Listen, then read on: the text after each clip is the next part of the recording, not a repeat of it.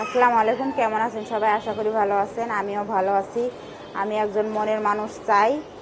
আমার বিয়ে হয়েছিল, বাচ্চা নাই, তবে হাজবেন্ড চলে গেছে। তো আমাকে যদি কেউ বিয়ে করতে চান তো আমার সাথে যোগাযোগ করবেন। ভিডিওটা সম্পূর্ণ দেখবেন এবং বুঝবেন। কেউ বাজে কমেন্ট করবেন না, কারণ আমি একজন সত্যিকারেরই মনের মানুষ চাই। আমি একজন ডিভোর্সি মেয়ে। আপনার বাড়ি কোথায়? আমার বাড়ি রংপুর। রংপুর। আপনার নাম? আমার নাম বিথি। পড়ালেখা আছে আপনার? আমার পড়ালেখা 8-9 পর্যন্ত আছে।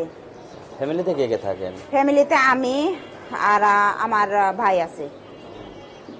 তো আপনি আসছেন প্রতিবেদনে, আপনার বাবা মা আপনার প্রতি কোনো কিছু? না, আমার বাবা নেই, আমার মা আছে। আমার ভাই ছোট এখনো, আর আমি বড়, মানে ফ্যামিলির বড় মেয়ে। আমি যেহেতু ডিভোর্সি, আমার বিয়ে শাদী হচ্ছে না, আমার মাও যৌতুকের কারণে বিয়ে শাদী দিতে পারতেছে না। এই কারণে আপনাদের ভিডিওগুলো দেখার পরে আমি আপনাদের ক্যামেরার সামনে আসতে বাধ্য হয়েছি, কারণ আমারও বিয়ের একটা বয়স আছে। সব জিনিসের একটা সময় আছে, অসময়ে তো আর কোনো কিছুই কাজ হয় না। এই জন্যে আপনাদের ক্যামেরার সামনে আসে আমার ভিডিওগুলো করা, যে আমার সময়কালে একটা আমার হাজবেন্ড দরকার।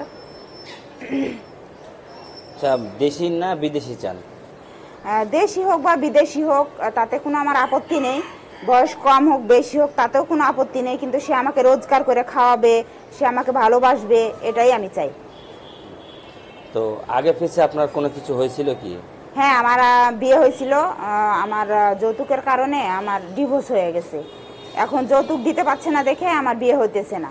আমাদের গ্রামে এখনও যৌতুকের ডিমান্ডটা আছে। এই জন্যেই হচ্ছে যে আমার মা আমাকে বিয়ে দিতে পারছে না, কারণ আমার মাথার উপর কোনো বাবা নেই, আমার ভাই এখনও ছোট। এই জন্যে আমার বিয়েটা হচ্ছে না। এই জন্য আমি হচ্ছে ক্যামেরার সামনে আসছি। আপনাদের ভিডিও অনেকগুলা দেখছি, অনেক মানে অনেকের বিয়ে শাদী হয়েছে, এজন্যই আসা। তো এখন আপনার সাথে যোগাযোগটা করবে কিভাবে সেটা একটু বলেন। যোগাযোগ দর্শকের মাধ্যমে একটাই আমার উদ্দেশ্য, যে আমার ভিডিওটা না টেনে সম্পূর্ণভাবে দেখবেন। দেখার পরে হচ্ছে যে সিদ্ধান্ত নেবেন।